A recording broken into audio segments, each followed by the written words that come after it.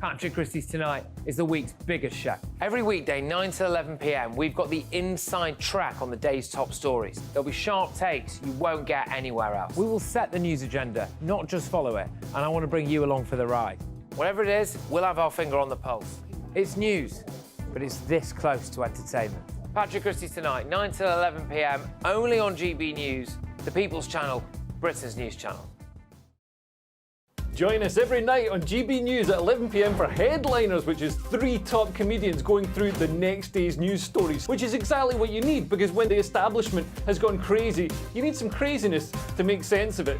Headliners. You don't have to bother reading the newspaper. We've got it covered for you. Every night at 11 p.m. and repeated every morning at 5 a.m. We won't send you to sleep like some of the other paper review shows out there. So join us 11 p.m. every night on GB News. The People's Channel, Britain's news channel. I'm Michelle Dewberry, and I'm not here to tell you what to think. I'd much rather hear what you have to say. So, send in your opinions to gbviews@gbnews.com. Keep them clean, and you never know, I might read them out. With my panel here on Jubes & Co, we debate, we get stuck into the issues of the day on a show where all views are welcome, especially yours. GB News, the People's Channel, Britain's news channel. Tired of the usual focus-tested, pre-prepared Westminster runaround? Well, so am I. So you want higher taxes? Is your department to blame for this? Are you rethinking this policy? Every Sunday at 9:30, I'll be sitting down with those in power to get the truth about the issues affecting you. Let's be honest, we've known about the cost pressures of this project for years, not months. That's the Camilla Tominey Show, a politics show with personality. On GB News, the People's Channel, Britain's news channel. I think the most exciting bit for me is talking to people. People who I think are ignored often by the major news channels. We're going to give news they want to hear. There's a voice there that needs to be heard. I think there's a chance here for a diversity of opinion to be expressed, which you don't find elsewhere. It's really exciting. We don't hold back. We're free to say how decisions that are taken here affect us all around the country. Only on GB News, the People's Channel, Britain's news channel. Good afternoon, Britain. Good afternoon, Britain. Join us, Tom and Emily, To find out what's happening in the heart of Westminster. and why it matters to you. Weekdays from midday, we bring you the most compelling stories from across the United Kingdom. And from your doorstep to our inbox, That's right, we want to hear from you. GB News. Britain's news channel.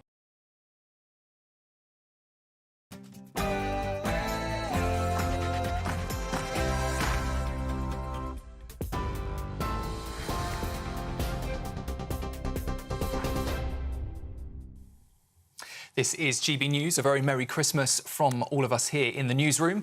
The time is 12 o'clock. The headlines. Pope Francis has described the children that were caught in the conflicts across the globe as the little Jesuses of today, as he condemned the ongoing war in Gaza. Delivering his annual Christmas Day address from St. Peter's balcony in the Vatican, he described the attack on Israel by Hamas terrorists in October as abominable. But he also said ongoing strikes on Gaza by Israel were reaping an appalling harvest of innocent people, and that the world's weapons trade must be investigated. The 87-year-old pontiff called for an end to all conflicts and defended the rights of refugees around the world. The Pope's message comes after one of the deadliest nights of violence in Gaza, with at least 100 people killed by airstrikes.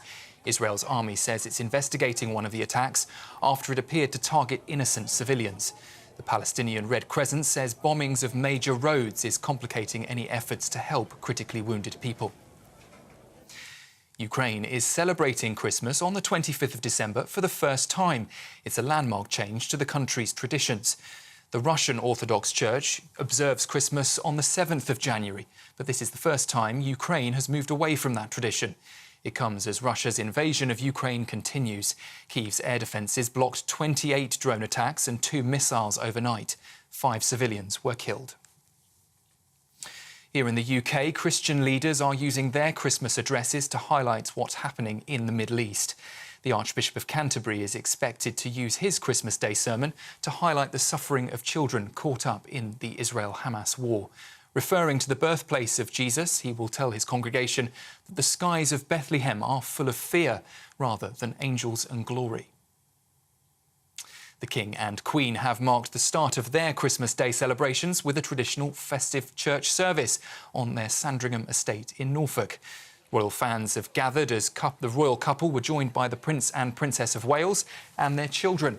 The King's Christmas message will be broadcast at 3 o'clock this afternoon, and we will, of course, bring that to you live here on GB News.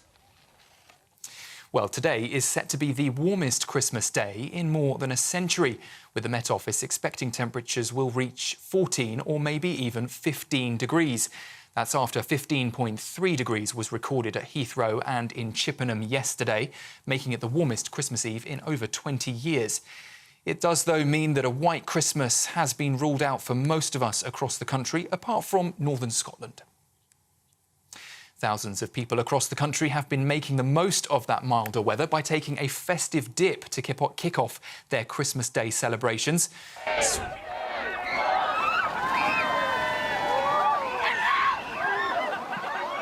Swimmers there in Birmingham have braved the waters in festive hats and costumes at Sutton Park's Blackroot Pool. And members at the Serpentine Swimming Club have taken part in the annual Peter Pan Cup in Hyde Park.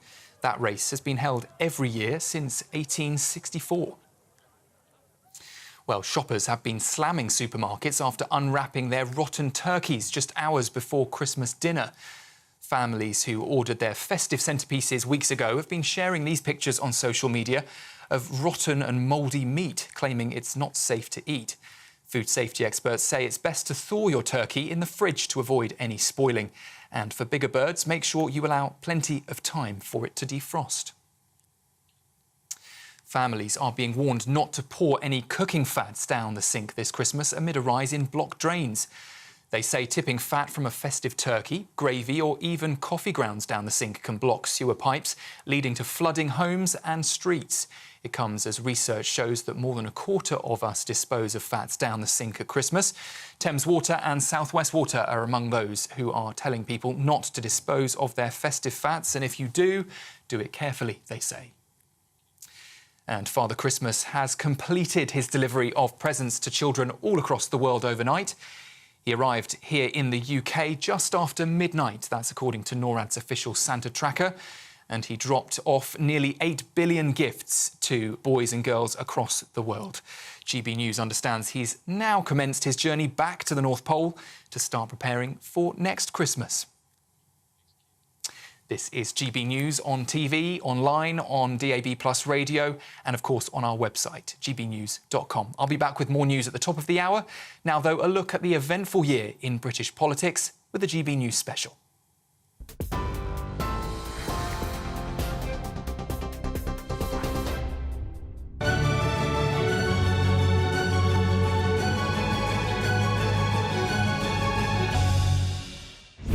Welcome to A Year in Politics with me, Christopher Hope, political editor at GB News. Well, the last few months of this year have been bumpy, but the whole year has been a heck of a ride.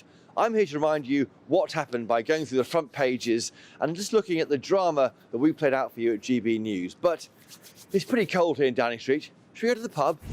Welcome to the Red Lion pub in the heart of Westminster, where people come to shelter from the weather and a bit of political plotting. I'm joined by two of the UK's finest political journalists to help us dissect everything about the past year in Westminster over a pint of beer in the Red Lion pub. I'm pleased to be joined by Daily Mirror Associate Editor Kevin Maguire. Hello. Kevin, cheers. And political sketch writer of the Daily Mail, Quentin Letts. Welcome happy both to the Red Lion pub. Happy Christmas. Cheers both. Bottoms up. We're going to have a look at what happened in the first 3 months of this year. The year started with New Year's resolutions from 10 Downing Street, as the Prime Minister, Rishi Sunak, announces 5 pledges to provide focus for his premiership in 2023. We will halve inflation, grow the economy, reduce debt, cut waiting lists and stop the boats. Sir Keir Starmer, his opposite number, decided some weeks later to propose 5 missions himself. Mission-driven government is about what we do beyond that, how we restore our ambition, raise our sights above the quick fixes, the pandering to the noisy crowd, the short-termism that will only ever provide the sticking plaster. It was during the first month of the year that a battle with the devolved Government of Scotland started over the Gender Recognition Act. It led to the government vetoing the legislation for the first time in history. And it is our assessment that the bill would have a serious adverse impact, among other things, on the operation of the Equality Act 2010. That was the beginning of the end for Nicola Sturgeon, who a month later announced her resignation as First Minister. And so today I am announcing my intention to step down as First Minister and leader of my party. And it fired the starting gun on a brutal and factional leadership race for who will succeed. Eventually, Humza Yousaf was crowned the new Scottish First Minister at the end of March. But let's not get ahead of ourselves. The Tories have problems of their own, as Tory chairman Nadhim Zahawi was sacked after being found to have breached the ministerial code over failing to declare a tax investigation. And Rishi Sunak received a fixed penalty notice for posting an online video of himself in a moving car without wearing a seatbelt, making him the first Prime Minister in history to have received 2 penalty notices while in office. February started better, as Ukraine's President Zelensky visited the UK and addressed Parliament. We know freedom will win. Rishi Sunak signed the Windsor Framework with the leader of the European Commission, Ursula von der Leyen, to sort out Brexit once and for all. Some were happy about it, but others were not. I really didn't think he'd succeed, and I was wrong, thank goodness. They have used the King in this way, which I think is wrong. The King should be above politics. The month finished with the lockdown files, a series of articles by The Telegraph which reveal the contents of Matt Hancock's WhatsApp messages during his time as Health Secretary. It was in March when it emerged that a public official who caused such difficulties for Boris Johnson over Partygate was going to come back to haunt the Tories. Sue Gray was unveiled as Labour's new Chief of Staff. And later that month, Chancellor Jeremy Hunt delivered his first spring budget.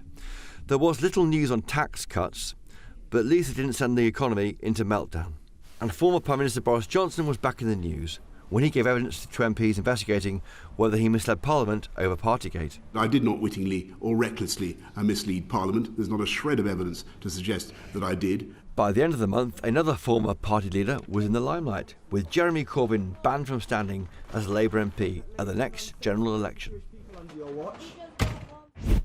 Kevin, Quentin, let's start with those 5 points, those ideas, the targets for the year. What do you make of them, Quentin? Well, I thought it was quite a brave effort to bring clarity to what he was going to be doing. The trouble is, if you set yourself targets, it's a good idea to meet them. Yes. And he probably thought he was going to. Insert not at this point, because he hasn't. And therefore, apart from inflation. That creates a problem. However, it was a worthy attempt, I thought, to bring a certain sort of focus onto his premiership. Do you think it was a bad idea to be so negative, though, Kevin? Because all the targets, apart from growing the economy, cutting NHS waiting lists, dealing with the small boats, cutting debt, these are negatives. I mean, Boris Johnson would have ignored the negatives, wouldn't he, and reached for the stars and gone for some positivity about maybe police officers or new hospitals. Yeah, or even go for growth and put it. That's sort of it's Sunak, though, isn't he? I mean, he's like an accountant. I know he's a city whiz back in the day, but he just looks at numbers and he doesn't connect, does he? You could just see the lack of politics in him, and he can't emotionally take the country with him. He's a technocrat, isn't he? He is, and he gave 5 hostages to fortune. Yeah, he got inflation. We didn't stop the boats. We know he didn't stop the boats. So why say you will stop the boats? It's because he was in a hole. He thought he could somehow climb out, and he didn't. That hole just got deeper and deeper And as he's the always year went on. reminding viewers and listeners, voters, of failure, Quentin. Every time he mentions those targets, everyone thinks, well, yeah, that's what you're getting wrong. I think you're being a bit too clever on that. I think the idea of having set aims was a perfectly decent one. But the trouble is, he hasn't achieved them. And that's the bit. I mean, if he'd done it, then he'd have been in a good position. But, he ain't. And is his problem that he's not political, as Kevin Well, I don't says? know. The problem with him is he lacks the demotic, by which I mean he doesn't speak as normal folk do. He's not normal, though, is he? No, he's not normal, but very few politicians nice guy, are. though. Perfectly nice bloke. Yeah, less nice now than he was, because the pressure's got to. He's got very tetchy later in the year, loses his marbles, the marble sculptures. I think that's unfair. But no, I think his problem is that he's too much a rules guy, whereas politics is about reaching into people's innards, into their souls, making them laugh as well. Very important. There's not much sense of humour from either him or Sir Keir Starmer. And the Brits love humour in a political leader. And, you know, he's resilient, though. He's resilient in a way that Theresa May was, if we mention the ghost of May. That's not a great well, no, stamina is very Stamina, important. yeah. And, you know, the one thing that strikes me about him, I do think he actually is he's not been too tetchy, but he has remained physically in good shape, which and Starmer hasn't done quite as much as that. Starmer's put on quite a lot of weight. But isn't he, putting the weight to one side, you look very serious on the issue of weight there. Well, I don't know why it's so serious. I feel it very keenly. It is Christmas Day, of course. Quite a whippet like me. He doesn't really like to comment about it. I'm very worried about it. But stamina does matter. Okay, yes. In politics. And William Hague, I remember when Hague became Tory leader in '97, he then went and started doing judo. Yes. And it was actually quite a shrewd... With Seb Coe. Because you do... It is punishing. Really punishing. Yes. Top flight politics. And you've got to be Okay. fit as a butcher's dog, as Boris once said. The point of Sunak is he is different to Boris. And that's why he got the job. And so for all of his being criticised, not being political enough, and not being funny enough, not being making jokes, and in fact probably having rather straightforward targets rather than unattainable ones you can never get anywhere near, is that not what the Tories think voters want, Kevin? The key area where he promised he'd be different to Boris Johnson, Liz Truss as well, was he would be competent and there wouldn't be any chaos. And as he delivered no chaos, of course he hasn't. The chaos is still there through. And just go back to those 5 pledges. That only promise what you can deliver, and he's promised what he hasn't delivered. So people are going to mark him on his own exam paper, and he fails. Yeah. Other leaders had their own problems this year, Quentin. You saw the issues there with Nicola Sturgeon. She was, and were you surprised? That was a half-term announcement where most journalists aren't around. Were you around? Were you covering it? Don't ask such personal questions. In the Daily Mail, or you filed from the beach? I think I was on the Times at that point. But At the Times. It is amazing, isn't it? When you look back at the months, here we are, late December. It feels like years ago that Nicola Sturgeon was there. My goodness, you know, the river of politics has been flowing fast this year. However, Sturgeon, you know, she got through. She had a bit of bite with the public imagination in a way that neither Starmer nor Sunak does. And she did that by creating a caricature for herself of being the little annoying head wobbler. Yes. And as in politics, you have to create this sort of exaggerated caricature for yourself, and also, in order to get through to people's minds. Also, in integrity, I think, and sort of preaching values. Kevin, would you agree? She had all that go, didn't she? She was forever contrasting herself to Boris Johnson. Of course. He's dodgy, he doesn't tell the truth, I'm as straight as a die, and you can rely on me. What a spectacular downfall. And I remember the... Were you surprised? Were you both surprised when that... When she said, oh, I'm off, well, of course, she'd been getting a kicking over the trans issue in Scotland. She'd been getting a big kicking over that. She says she's off. And you think this just doesn't quite she mentioned add up. Jacinda Ardern in New Zealand standing down. Yeah. You know, a lot of work for her. And then the next thing is the police are in a house. Yeah. And then we know the wheels have really come off when you find the camper van on a husband's mum's driveway. Yes. Where did that come from? Who spent on it? We still don't know we don't know where that came from. Who paid for the camper van? I wasn't entirely surprised, Christopher, because there had been some select committee hearings in Edinburgh, at which Sturgeon's husband, Peter Morell, had his activities had been put under the microscope, and it was not entirely didn't convince me as being altogether hygienic. No, and she had had been going on, and therefore it was not entirely a surprise. Although the camper van is a real peach. Well, there'd also been all that talk around what she knew, what she didn't know about the allegations against Alex Salmond, her mentor and predecessor as First Minister. But it is the most spectacular downfalls. And the SNP is no longer dominant in the way it had been for so long in Scotland. Don't go anywhere. After the break, we'll carry on dissecting the first 3 months of this year. The Windsor Framework, did it finally get Brexit done? And a new job for a civil servant called Sue Gray. Back soon.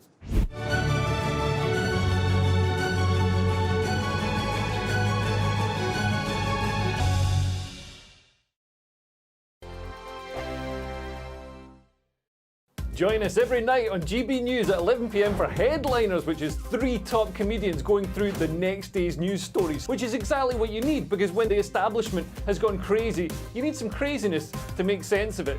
Headliners. You don't have to bother reading the newspaper. We've got it covered for you. Every night at 11 p.m. and repeated every morning at 5 a.m. We won't send you to sleep like some of the other paper review shows out there. So join us 11 p.m. every night on GB News. The People's Channel, Britain's news channel. I think the most exciting bit for me is talking to people. People who I think are ignored often by the major news channels.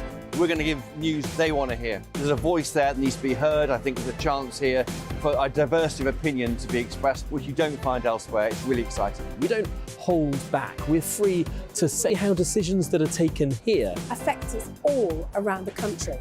Only on GB News, the People's Channel, Britain's news channel.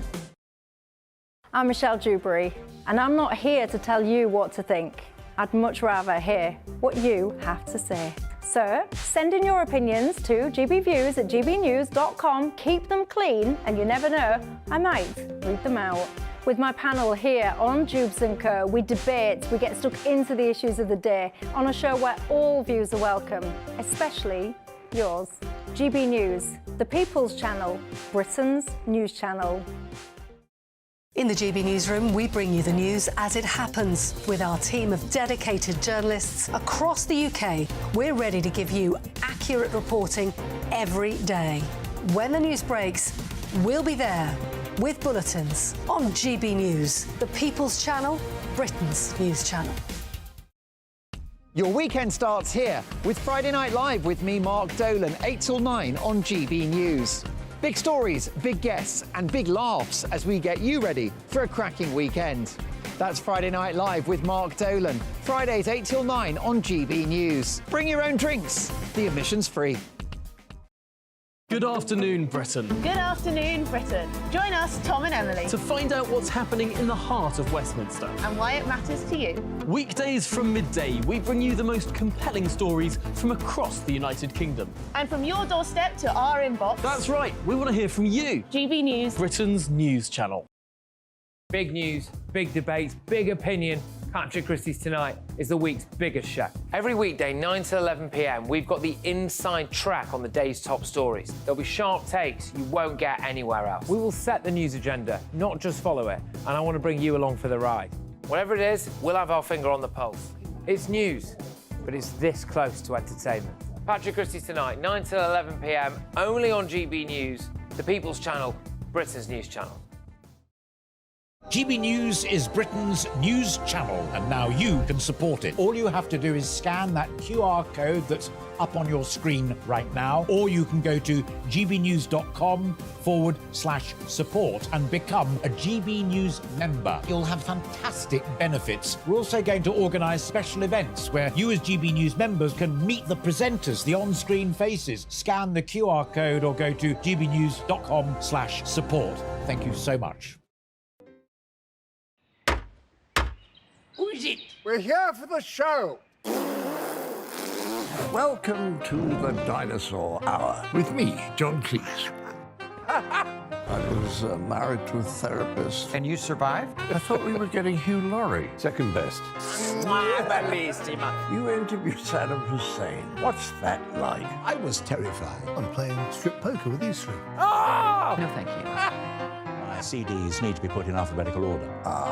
Are you going to be problematic again? The Dinosaur Hour. Sundays on GB News.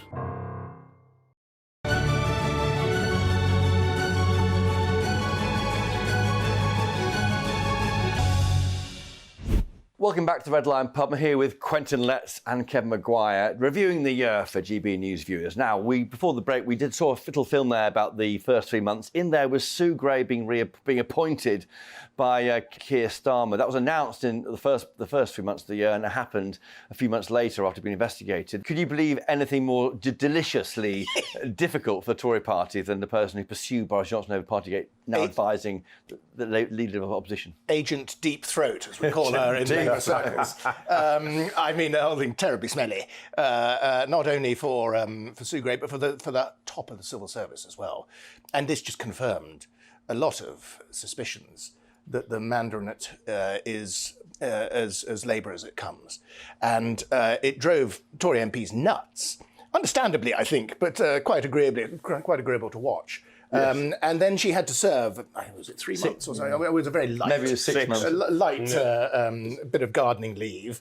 And, you know, the rule bending here, or not the rule bending, the convention bending, was spectacular from a former head of ethics of Whitehall.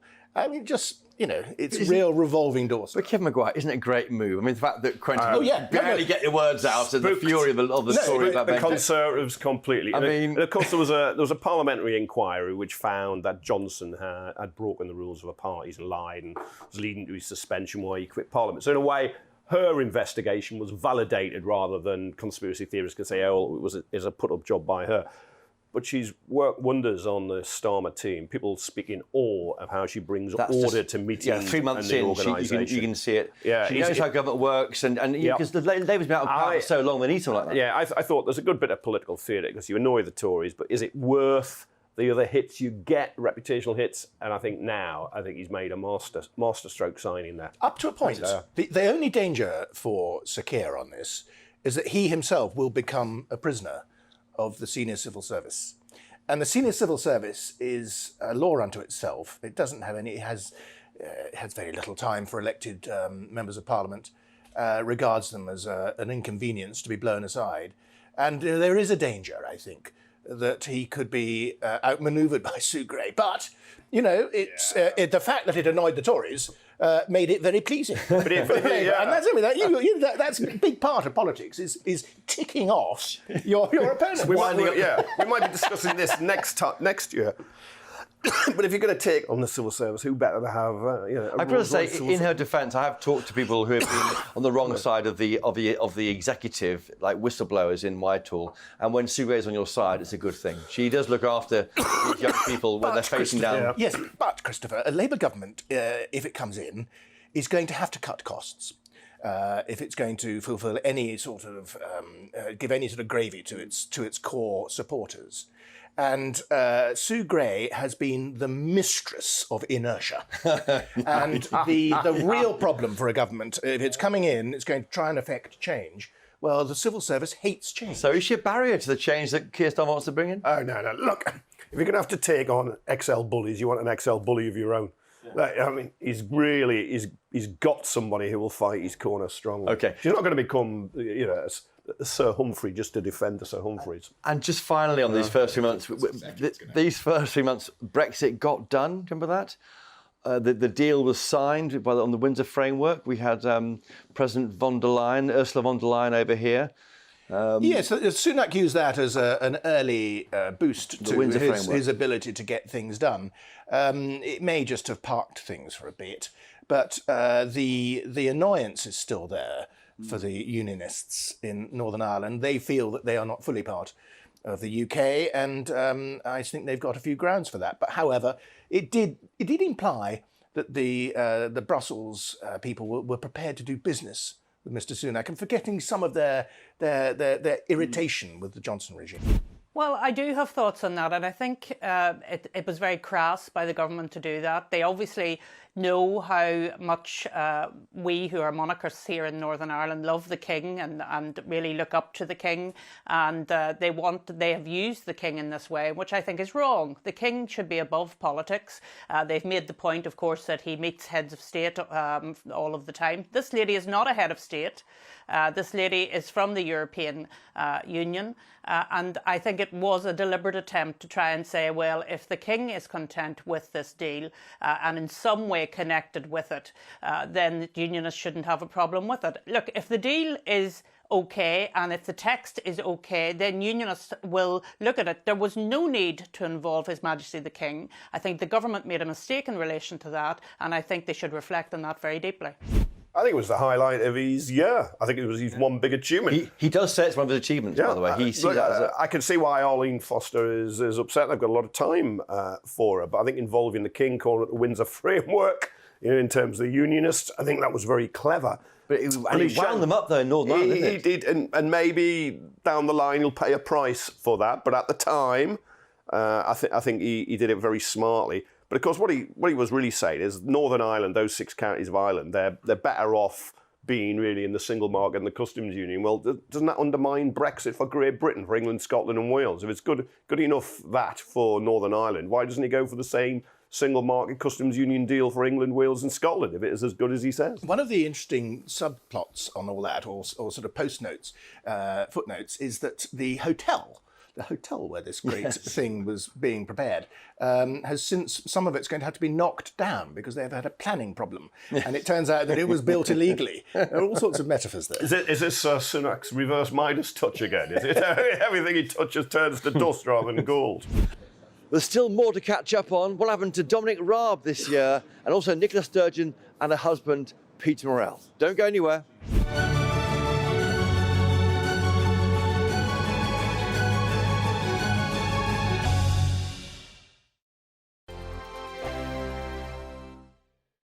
Wake up to the headlines with Headliners every morning at 5 a.m. We treat you to the day's biggest stories before anyone else, 7 days a week. You can catch up on everything you need to know before you've even had your kippers. Headliners every morning at 5 a.m. only on GB News, the People's Channel, Britain's news channel.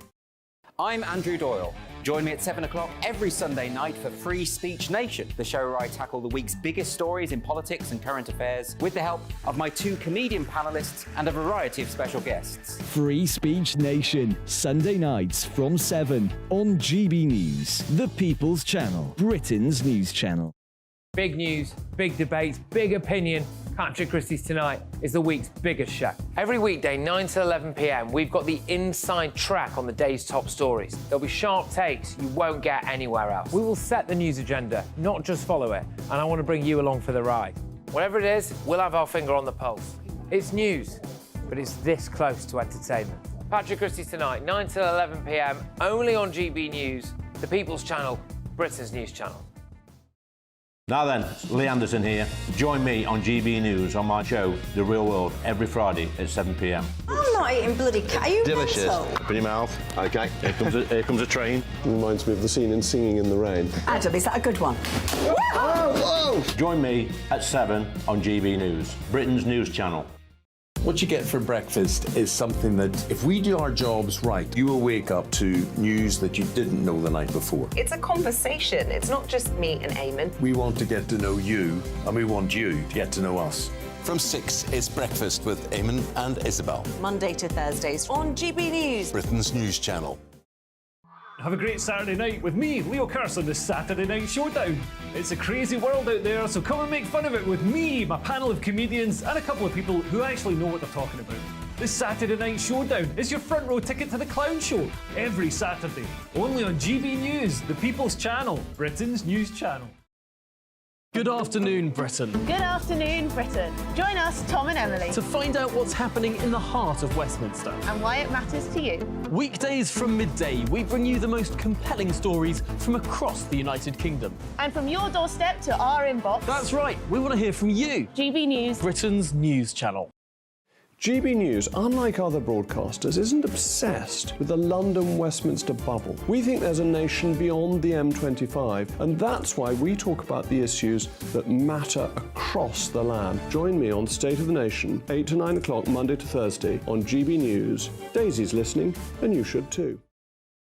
Every Sunday from 11, join Michael Portillo. There'll be topical discussion, looking at the week before and the week to come. So kick back and relax at 11 a.m. on Sundays on GB News with me, Michael Portillo. GB News, the People's Channel, Britain's news channel.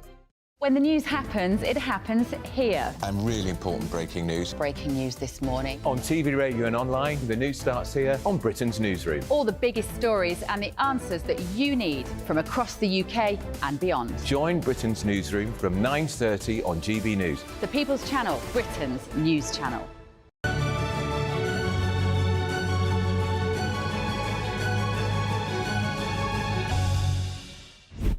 Welcome back to the Year in Politics with me, Christopher Hope. Now, if you thought the first 3 months were difficult and dramatic for our political leaders, wait till you saw the second 3 months. Let's have a look. The month of April didn't start well for former First Minister Nicola Sturgeon, as her husband was arrested over the SNP finance probe and later released. President Joe Biden decided to go back to his roots with a trip to Ireland, with a stop via Belfast. Deputy Prime Minister Dominic Raab had to resign after a bullying inquiry into his behaviour. Did you throw the tomatoes? Not only did I not throw any tomatoes, that allegation was regarded as so specious it wasn't even put to me. May started with the local elections, which saw Labour and the Liberal Democrats making gains at the expense of the Conservative Party. We've just taken Medway for the first time since 1998. That is a very, very good night for the Labour Party. Prime Minister Rishi Sunak strutted his stuff with other world leaders at the G7 summit. Then, as temperatures rose in June, so did the political drama. The government went to court to fight a request by the COVID-19 inquiry to disclose WhatsApp messages sent by former PM Boris Johnson. A week later, Johnson's resignation honours list dropped, but the names of Johnson loyalists Nadine Dorries and Nigel Adams were nowhere to be seen, and both quit as Tory MPs. Soon after, Boris Johnson announced he himself was stepping down, triggering 3 new by-elections, and for Rishi Sunak, 3 more headaches. The political drama kept coming. That same weekend, Nicola Sturgeon was arrested and then released, and later in the week, Boris Johnson was found guilty of misleading Parliament over parties during lockdown at 10 Downing Street. Boris Johnson lied. He lied to MPs, he lied to the people of this country, he lied to nurses, doctors, care workers, bus drivers, everyone who was putting their own lives at risk during the pandemic. But there was still time for more revelations about lockdown-busting parties. A jingle and mingle at Tory Central Office. The month ended with an attempted Russian coup as the whole world held its breath for 24 hours when the Wagner mercenaries sent armed convoys towards Moscow. We heard about Dominic Raab there, didn't we, Quentin and Kevin? He denied the bullying allegations, but he said he found guilty, he would resign. Before going into that, we did speak to Dave Penman from the First Division Association, the Mandarins Union, as you might call them, Quentin. Here's what he had to say. We're talking about, at this point in time, we think more than 24 civil servants have come forward, 8 separate complaints, 3 different government departments, over a period of 4 years. So all of that has to be investigated. That doesn't mean he's guilty, but it suggests there's something quite substantial here around his conduct that so many civil servants, and it's not easy to complain about a government minister, so many civil servants have come forward over such a long period of time with complaints. So what's going on here? Raab denied it to us when he spoke to my colleague Olivia Utley in his constituency shortly after he resigned. Look, I'm very confident that I didn't behave in a bullying way. Most of these allegations were dismissed out of hand. And I think people watching this will be surprised that in scrutinising civil servants, in making sure that millions of pounds of taxpayers' money is not squandered, being able to pull very senior civil servants, not junior members of staff, up and say, look, I don't have the basic information to decide this. That was one of the things on which I was found to have been bullying because it offended someone, or because I said in relation to human rights reform, to get more foreign national offenders removed from this country to strengthen free speech, I said I thought the department were being obstructive. If these kind of things amount to bullying, then I think it puts a handbrake, a paralysing effect on ministers delivering for the British people, and that can't be right. The bar has been so lowered now that the government we've got, and I'm a huge fan and supporter of the Prime Minister, is going to struggle to drive forward the changes we need. There'll be a chilling effect, a paralysing effect on ministers. I'm already, my phone is lit up by ministers now very concerned that they could be accused of these things for behaviour that in most walks of life would be regarded as important managerial scrutiny. And I think that must be wrong. Kevin Maguire, Dominic Raab, is he a bully?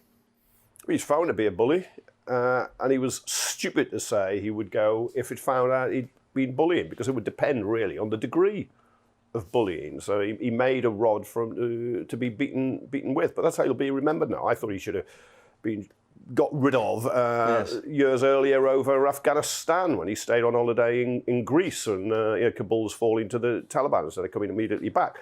But he was a poor politician, but what a blow for a Prime Minister to lose your deputy. I mean, I don't think he was a great politician, Rob. You can't say he'd be a star in any team. He wasn't the Messi or Ronaldo of the UK. He's a very bright guy. He's a black belt in judo or karate. He prosecuted war criminals in The Hague. I mean, he's an impressive individual, isn't he? Was he let down by woke civil servants, Quentin? I thought this was a pathetic judgment. I thought Rob was an important figure for the government. I also think he was quite an important parliamentary figure. He was very good in the House. A lot more impressive with his political persona than his successor.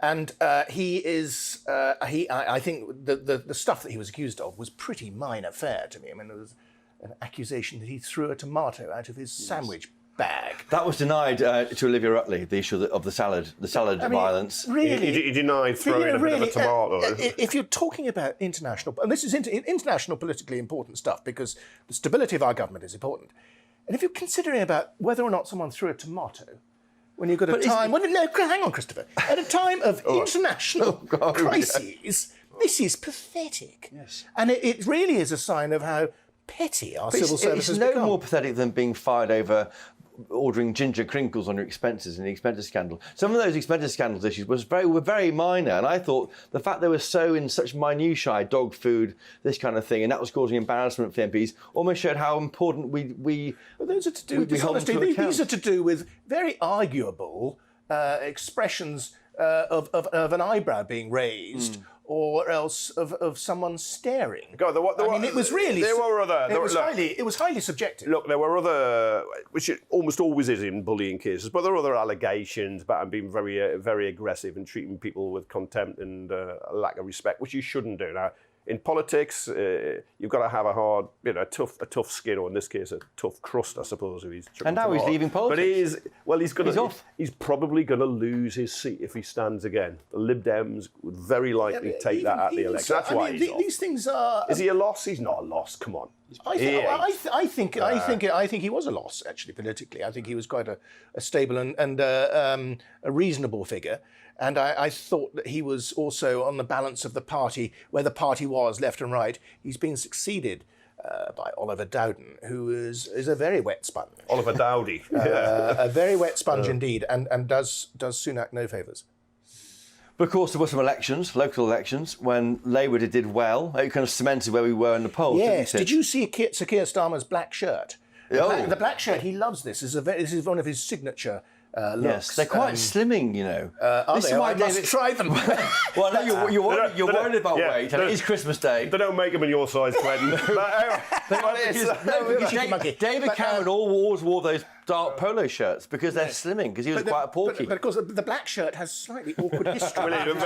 Very awkward. But of course, it doesn't show the sweat. No. And when you're out on the campaign trail, I remember there's a very, very big speech, Labour conference by Tony Blair, started with a light blue shirt like mine and ended with a completely dark blue. But I don't know. See, what you try to do when you're a political image maker is you try to appeal to a certain part of the electorate with your fashion choices. And so, are you going for the county look? Are you going for something more laid back, more youthful? I really don't know what the black shirt does for him in terms of image reach out. Is it metropolitan? Not really. It's a North London elite thing. It's nothing. No. Really. It's very peculiar. Because they are given uniform. Look at Sunak, always wears a white shirt, doesn't he, with a dark tie. Well, Sunak wears these terrible short trousers. Well, yes. And he has these suits that look like they've been vacuum shrunk on him. Yes. Well, they look like they've been bought in the children's department. But that's all for a reason. Old Hancock used to wear a pale blue shirt with a tie, and that was all. They're given these. They are, I'm afraid to say, modern day politics. Not that we are part of this conversation, but they are given a uniform to wear. They are. It's a very important part of it. And viewers might think, why are they going on about this? Because the politicians consider it important. Have they polled the shirt, the black shirt? They probably have. I suspect they will have done. I thought it'd been a focus group. Extensive here. Just time for a short break. We'll come back with when Boris Johnson resigned from frontline politics. What a year it's been.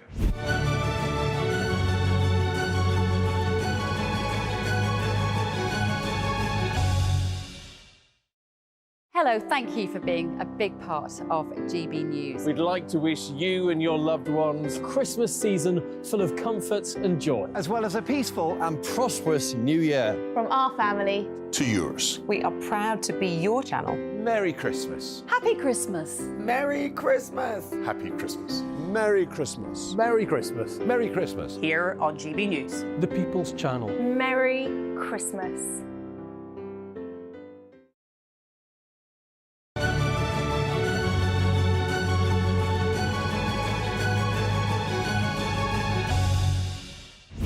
Welcome back. Well, we're almost at the end of the first half of the year. What a month June was. Boris Johnson, remember him? He quit as an MP days before the verdict of the committee in House of Commons, the Privileges Committee, ruled that he had misled Parliament over Partygate. This is a Prime Minister during a health crisis that has never been seen before, who has been found guilty of willfully lying to Parliament and essentially sticking two fingers up to the public in terms of what they were sacrificing during that COVID crisis. And I think the sanction benefits the crime. And what Boris Johnson has done is what he's always done. He's ran away instead of facing the music and taking any sort of responsibility or accountability for his actions. But did he jump before he was pushed? Kevin? Yes, because the suspension would have been long enough to trigger a recall ballot. Although, could he have held the seat, Uxbridge? Because we know what happened, and I'm sure we'll discuss it. And had he later. held that seat, right now he'd be a real problem for Rishi Sunak at the end of the year. Yeah, if you're Rishi Sunak, you're glad he's out of Parliament because he can't be a bigger threat than he is. And he's there. Some Tory MPs now, get all moist-eyed about him. I suspect if he had stood, then the opposition parties would have made way for one candidate only. So it would have been much harder for him. And a circus, a complete circus. There would have been a complete circus. I was uncomfortable. I mean, I completely agree that no Prime Minister should lie to Parliament. However, I was uncomfortable with Harriet Harman's conduct of that committee. I thought the way that some of the rules were rewritten, sort of posthumously or post-dated, but where it was a bit whiffy. And also the whole hue and cry struck me as out of proportion to the actual alleged mischief initially about the birthday party. And of course, the cake was never out of its box. Apparently, hang on. The committee, the Harman, the committee Harriet Harman Labour chaired had a Conservative majority. Correct. And they found him guilty of lying. And was appointed unopposed by a Tory majority Parliament. Yep. Well, when I wasn't on before GB News at the Telegraph, I was the first to reveal how the whips just sat by while Harman, who was going to make sure this is her last thing she did before she quit politics, was appointed on the nod with no vote, no division. It was called a kangaroo court, but the whips are half asleep. But the way that Harman chaired that, it felt to me, I was in the room at the time, and it felt entirely political in a way that sort of committee shouldn't be. Well, she had tweeted, didn't she, about Johnson? Was that a problem for you in terms of... Well, I suppose that didn't help. I mean, if one was going to approach this as a matter of jurisprudence and all that, but I mean, it just was stinkingly political. But that, I'm afraid, is the world we live in. And it had, again, a Conservative majority. So it was Conservative MPs who ultimately found him guilty of lying. But Kevin, we all know that there are no hatreds so vicious as those within your own parties. No. So that's what really gets them going. I mean, look, if you're looking for sort of virgins or people who've never sinned to sit in judgment, well, you're not going to find it in Westminster, are you? Well, I'm obviously delighted and very honoured and flattered that Boris Johnson put me on his list. And why do you think you did make that cut, so to speak? Well, resignation honours are political honours given to people who have supported an outgoing Prime Minister. It's, in a way, in normal circumstances, the last opportunity for a politician who has reached the top of the pile to thank those people who've helped him along the way. And Boris Johnson has been very generous in including me on that list. And what would you say to the critics? Because obviously, Jacob, there's been lots of conversation about whether or not this list should even have been honoured in the first place. What would you say to those critics? Well, I think they misunderstand what the honours system is for, that it is there to reward people who have been involved in political and public life, there are many honours that are still given out automatically to people like judges to recognise that they are involved in the nation.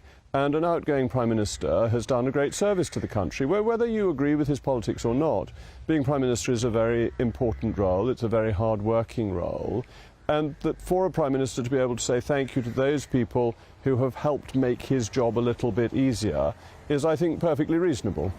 So then, Nadine Dorries, Nigel Adams quit. You remember that? Yeah.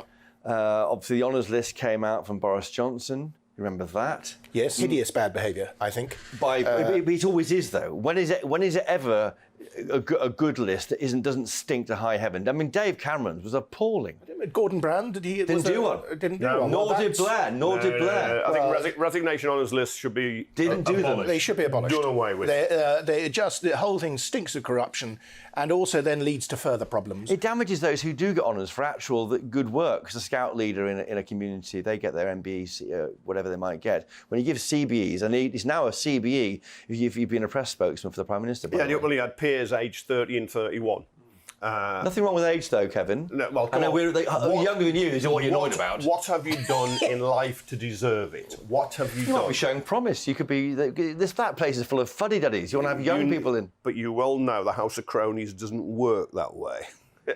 Were you unhappy about the age, Quentin, of some of the candidates?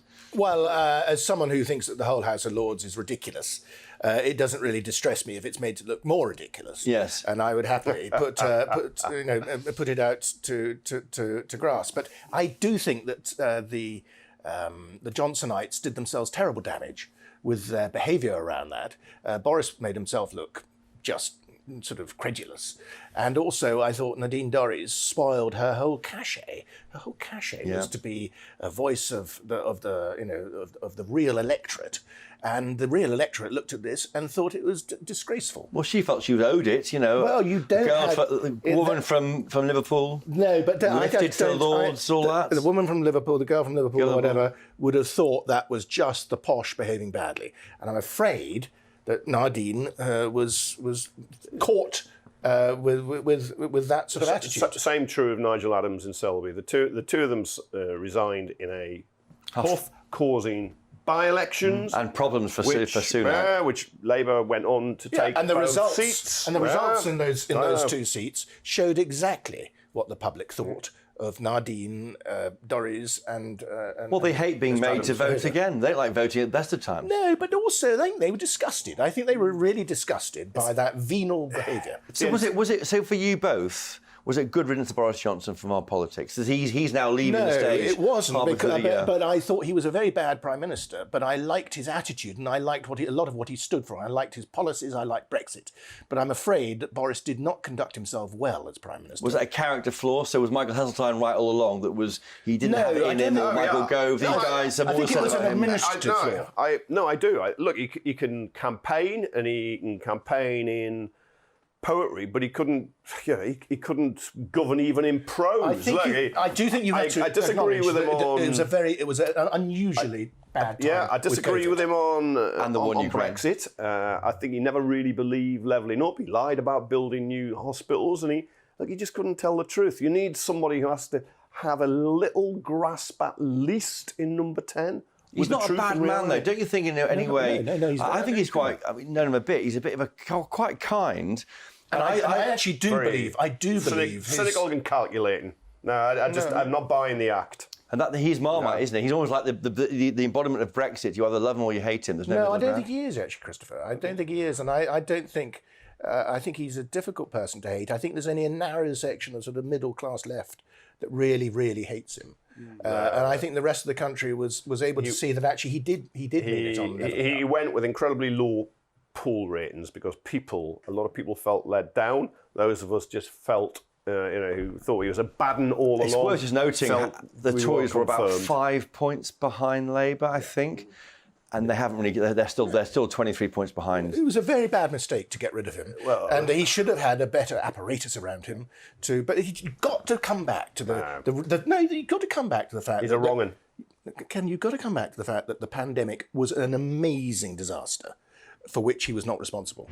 Well, that's the end of the first part of our year in politics, and what a year it was, with those stories plastered across the front pages of our newspaper. We'll be back tomorrow at 11 a.m. for the second part in our year in politics. Do tune in. Happy Christmas.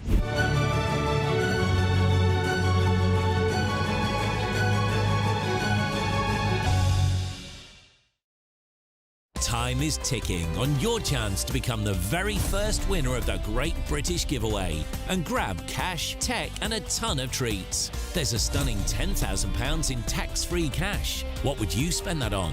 We'll also give you a tech update with the very latest iPhone 15 Pro Max. And finally, we'll treat you to a shopping spree with £500 in vouchers to spend at the store of your choice. For another chance to win the iPhone, the vouchers and £10,000 cash, text GBWIN to 84902. Text costs £2 plus one standard network rate message, or post your name and number to GB01, PO Box 8690, Derby DE1 9TT. UK only. Entrance must be 18 or over. Lines close at 5 p.m. on Friday the 5th of January. Full terms and privacy notice at gbnews.com/win. Good luck.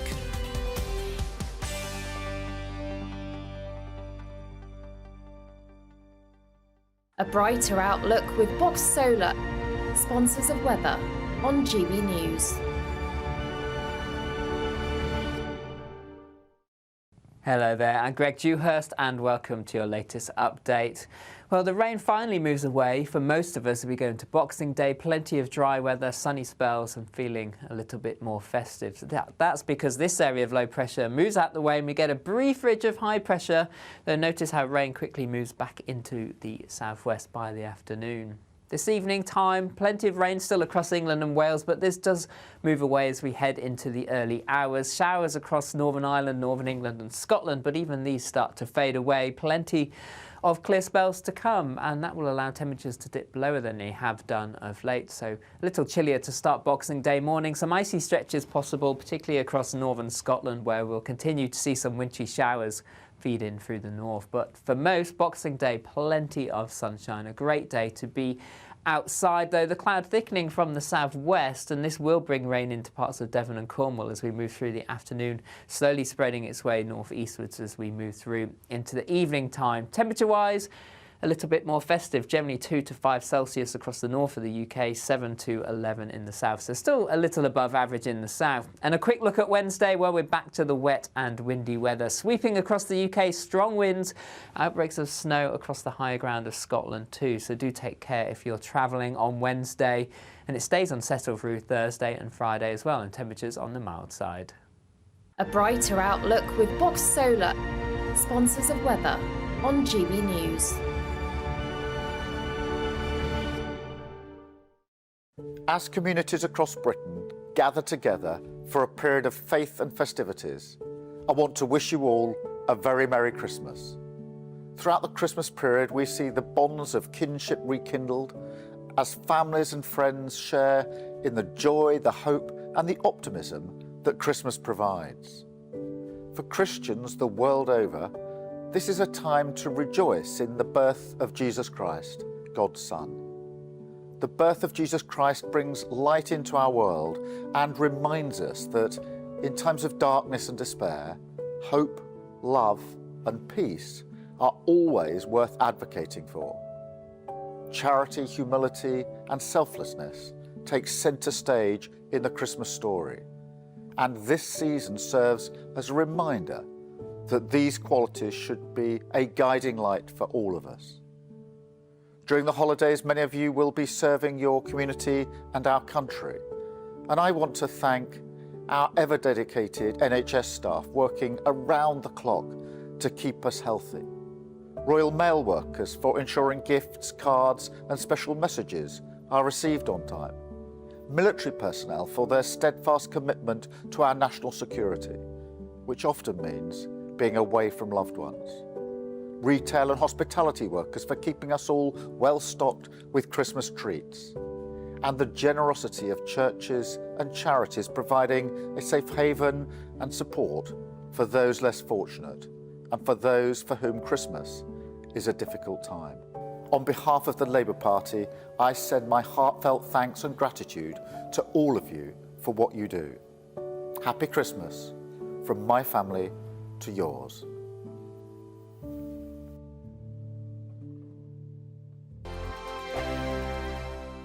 Your weekend starts here with Friday Night Live with me, Mark Dolan, 8 till 9 on GB News. Big stories, big guests and big laughs as we get you ready for a cracking weekend. That's Friday Night Live with Mark Dolan. Fridays 8 till 9 on GB News. Bring your own drinks. The admission's free. In the GB Newsroom, we bring you the news as it happens. With our team of dedicated journalists across the UK, we're ready to give you accurate reporting every day. When the news breaks, we'll be there with bulletins on GB News, the People's Channel, Britain's news channel. Big news, big debates, big opinion. Patrick Christie's Tonight is the week's biggest show. Every weekday, 9 to 11 p.m, we've got the inside track on the day's top stories. There'll be sharp takes you won't get anywhere else. We will set the news agenda, not just follow it, and I want to bring you along for the ride. Whatever it is, we'll have our finger on the pulse. It's news, but it's this close to entertainment. Patrick Christie's Tonight, 9 to 11 p.m, only on GB News, the People's Channel, Britain's news channel. Join us every night on GB News at 11 p.m. for Headliners, which is 3 top comedians going through the next day's news stories, which is exactly what you need, because when the establishment has gone crazy, you need some craziness to make sense of it. Headliners. You don't have to bother reading the newspaper. We've got it covered for you. Every night at 11 p.m. and repeated every morning at 5 a.m. We won't send you to sleep like some of the other paper review shows out there. So join us 11 p.m. every night on GB News. The People's Channel, Britain's news channel. I'm Michelle Dewberry, and I'm not here